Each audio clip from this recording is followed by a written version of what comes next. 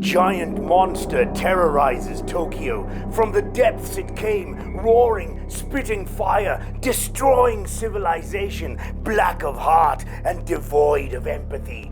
And it probably had a really small brain too. It was called the United States of America.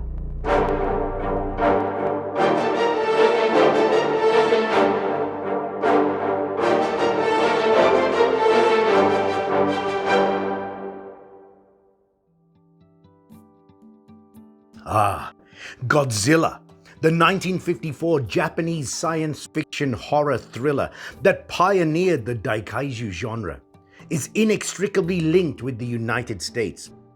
But the passage of time and a legacy of B-movies has blunted that excoriative link. Innumerable accounts of this movie focus on the monster aspect, glancing over or missing completely its original intent as a denunciation against the United States' irresponsible nuclear testing in the Pacific and its adverse effect on Japanese society. Godzilla, also called Gojira, was never meant to be a franchise, just this one-off movie. Godzilla himself is an allegory for the nuclear bombs the US used against Japan to end World War II in 1945, and definitely was not intended as friend to children or protector of mankind. This parable of nuclear abuse encapsulated Japan's bitterness and fury, projecting the hubris and arrogance of the United States into a roaring behemoth of uncontrollable blowback. After 31 films and 3 animated features in its wake, this original Toho Company sociological hammer still stands tall as the beast itself, as the most cerebral and compelling. There are 4 series of films in Godzilla canon, sometimes called eras or periods: the Showa series, Heisei, Millennium, and Reiwa series. All Japanese daikaiju movies, not just Godzilla films, are classified under these series that roughly correlate with the reigns of Japanese emperors and political eras, but that's a whole nother complicated discussion. Godzilla is the first film of the Showa series, which would eventually include 15 films, all 14 sequels, ignoring the tone and continuity of this original. This review covers 1954's Godzilla and its 1956 American edit, Godzilla King of the Monsters, which was not exactly a remake and not exactly the original film, more like Doug Number 4, Michael Keaton's failed clone in Multiplicity. Then there's a French version released in 1957 that apparently mashed together Gojira and King of the Monsters to make some hideous hybrid monstrosity that needs to be firebombed like Ripley's clones in Alien Resurrection. The full Showa series will be covered in one in-depth upcoming video. Subscribe, because you don't want to miss that bombalicious bombastodon. The story in Godzilla is simple. Hydrogen bomb tests near Japan cause a giant creature to rise from the deep and obliterate Tokyo. A scientist wants to study the beast while the military ineffectually try to kill it. Only another reclusive scientist with a deadly invention can annihilate the radioactive juggernaut. So how can this basic monster movie be so incredibly nuanced? Well, like all good sociological metaphors and romance novels, it starts with a bang. Tampering in God's domain. Written by Ishirô Honda, Shigeru Kayama, and Takeo Murata, and directed by Honda, the opening scene of Godzilla shows a Japanese fishing boat being overwhelmed by a flash of light and something big. This mirrors the fate of the real-life Fukurayu Maru, a fishing boat that waded into the penumbra of an American hydrogen bomb test in March 1954, termed Castle Bravo, at Bikini Atoll in the Pacific. Yes, a decade after the war, the US was still testing weapons of mass destruction, unmindful of the radiation and fallout all the citizens of those surrounding islands would experience. This movie's characters would suffer the same radiation poisoning fate of the real-life boat crew. The movie's opening frames making it clear it's a jab into America's chest. As the film progresses, the jabs would only sink deeper. Following this tragedy, reports flood in of a monster destroying ships. Sightings of the creature near Odo Island lead paleontologist Dr. Yamane, the great Takashi Shimura, to investigate, with his Geiger counter and window-dressing daughter who can't act, Emiko, Momoko Kôchi. There's also the leading man, Ogata, tagging along like chopped liver, but we'll taste that vanilla later. Yamane finds a house-sized radioactive footprint and island legends of a giant beast.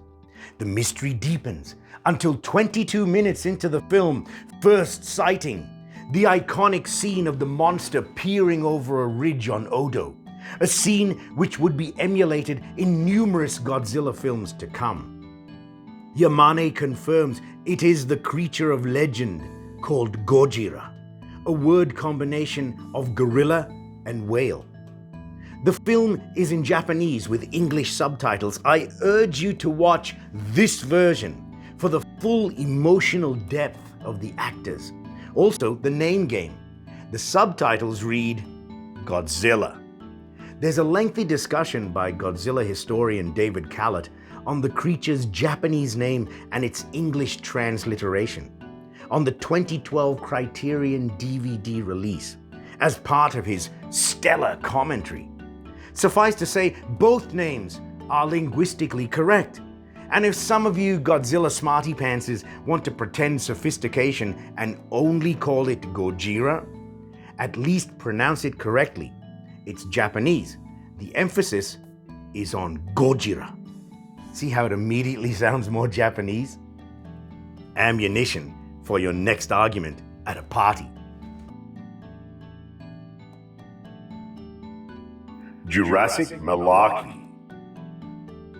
Yamane gives a slide presentation to Congress on Godzilla, showing drawings of fat brontosaurs and fat tyrannosaurs, saying, 2 million years ago, dinosaurs roamed the earth. Wait, what? Later, he cites the Jurassic and Cretaceous periods, and if he knows those terms because he's a paleontologist, it means he knows they were 200 million years ago. 1954 translators.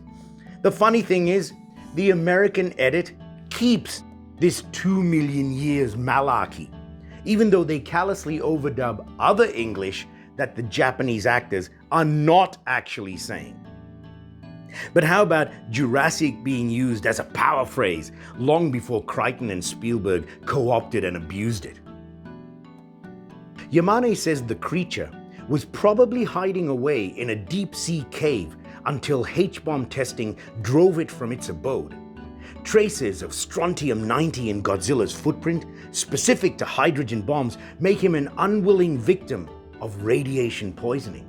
So, Yamane just concluded that Godzilla was not created by H-bombs, only displaced and irradiated by the bomb. Yamane clearly says Godzilla is an undiscovered dinosaur. And truly, this plot point of an already existing dinosaur being shaken loose by a bomb was an early movie trope, copying 1953's The Beast from 20,000 Fathoms, which was an admitted inspiration for Godzilla. Since our youth, when we marveled at these funny rubber suit Sunday matinees, we've been conditioned to believe Godzilla was some kind of normal reptile until a hydrogen bomb rocked his genetics into fire-breathing giant. Like the 1998 Roland Emmerich Godzilla, conspicuously showing iguanas in the foreground, while mushroom clouds blossom behind them. Yeah, that's not how radiation works, Ferris Bueller. But then, there's a terrible contradiction made by the screenwriters, which undermines their message. The elder tells of the creature Godzilla from the old days that used to eat all the fish in the sea and then come ashore and start eating people. You mean the old days from before H-bomb testing? And of course, Yamane got the name Godzilla from those legends. But frankly, the writers are ruining their own allegory. Because if this dinosaur already existed, probably smoother and sexier before he was irradiated, well, America has every right to say, why are you blaming us then? Echoing the real-life disinformation campaign carried out by both the American and Japanese governments in 1945 to cover the hideous aftermath of Hiroshima and Nagasaki, the politicians in the movie want to suppress the story so as not to strain diplomatic relations with their nuclear superiors who woke the beast. Like awakening a sleeping giant? Some of you may know that quote from Pearl Harbor in 1941, the Japanese general calling America the sleeping giant. And of course, Godzilla represents America here. But as great as that analogy hooks into Godzilla mythos, Admiral Yamamoto never said it. It was just his movie character in the 1970 film Tora, Tora, Tora. And to be clear, the United States is never mentioned once in Godzilla. But we all know who they are blaming when they cry out, nuclear abuse, Because at the time, there were only two nations on Earth with deliverable nuclear weapons, the US and the Soviets. And it wasn't the Soviets who just blew all over their fishermen, causing their skin to peel off like that new 1952 invention, Kentucky Fried Chicken. Then a politician says, if this Godzilla thing is the result of H-bomb testing, and a civilian cries out, it is! And there you have it, linked forever. The rest of the exchange, illustrating society's struggle between facts and fears, is lost to white noise, as the H-bomb becomes Godzilla's, play it again, Sam. No one remembers the nuance, or that Godzilla doesn't play the piano. Unlike many movies of the era, where scientists are relegated to doddering idiots and military men elevated to biggest dickus, in Godzilla, both science and military are equal, with the lean towards science.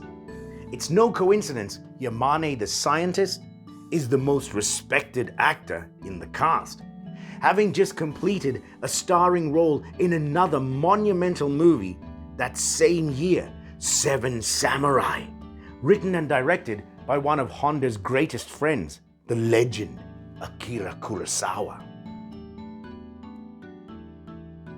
While the military tried to kill this monster of the century with depth charges, Yamane advocates studying it, which proves horrifically inappropriate after it murders Tokyo before his very eyes. When the military ask him how to destroy the creature, Yamane laments with a mix of futility and admiration. Godzilla was baptized in the fires of the H-bomb. What could kill it now?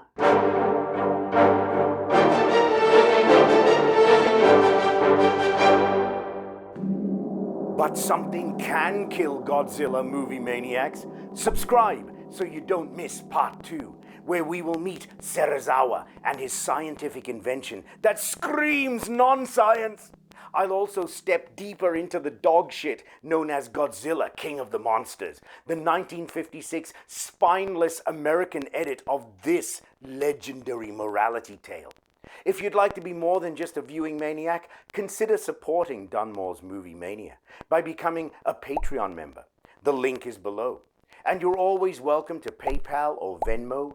Go roaring around my social media and like, comment, share, all that stuff that displaced dinosaurs love to do.